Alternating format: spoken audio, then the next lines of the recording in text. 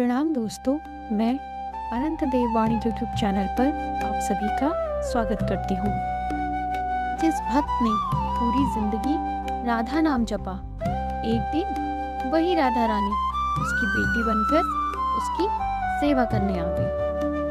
राधे राधे दोस्तों, आज मैं आपको कोई साधारण कहानी नहीं बल्कि भक्ति और प्रेम की ऐसी कथा सुनाने जा रही हूँ जिसे सुनकर आपको एहसास होगा कि भगवान मंदिरों में नहीं, भक्तों के दिल में बसते हैं। ये कथा है एक ऐसे भक्त की जिसने राधा रानी को भगवान नहीं, अपनी बेटी मानकर पूजा और बदले में राधा रानी सचमुच उनकी बेटी बनकर उनकी सेवा करने आ गई। तो इस कथा को अंत तक जरूर सुनिएगा। आइए शुरू करते हैं। बहुत समय पहले वृंदावन के पास एक छोटा सा गांव था। वहां रहते थे हरिदास बाबा।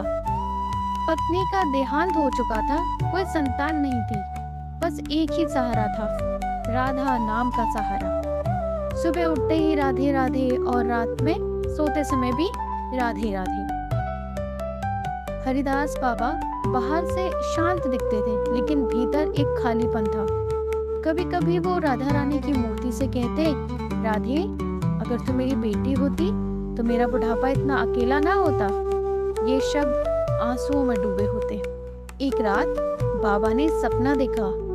एक छोटी सी बच्ची, लाल घाघरा, आंखों में करुणा, बोली, बाबा, कल से मैं तुम्हारी बेटी बनकर आऊंगी। बाबा की नींद खुल गई, दिल बहुत शांत था। अगले दिन गांव के बाहर एक छोटी बच्ची मिली। अनाथ थी, डरी हुई, लेकिन आंखों में अजीब सा अपनापन।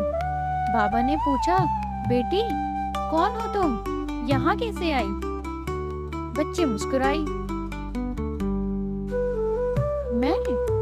मैं आपकी बेटी हूँ बाबा। ये सुनकर बाबा का कलेजा मानो कांप उठा। लेकिन बाबा ने भी उसे अपनी बेटी मानकर अपने घर ले आए। वो बच्ची हरिदास बाबा की ऐसी सेवा करती जैसे बरसों से जानती हो। खाना बनाना, पैर दबाना, दवा देना और सबसे बड़ी बात, हर काम के बाद राधे राधे। गांव वाले कहते, बाबा की तो किस्मत बदल गई। एक दिन बाबा बहुत बीमार पड़े। बेटी ने उनका सर अपनी गोद में रखा और धीरे धीरे कहा,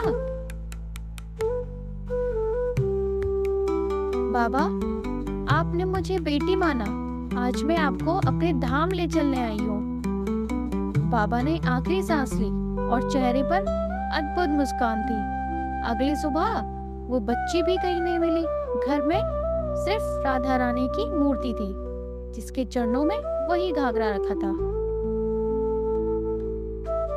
जो भक्त भगवान को प्रेम से बांध देता है, भगवान उसी के रिश्ते में बन जाते हैं।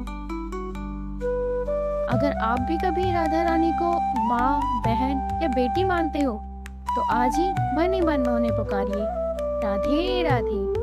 और अगर ये कथा आपके हृदय को छू गई हो, तो राधा रानी का नाम जरूर लिखिएगा।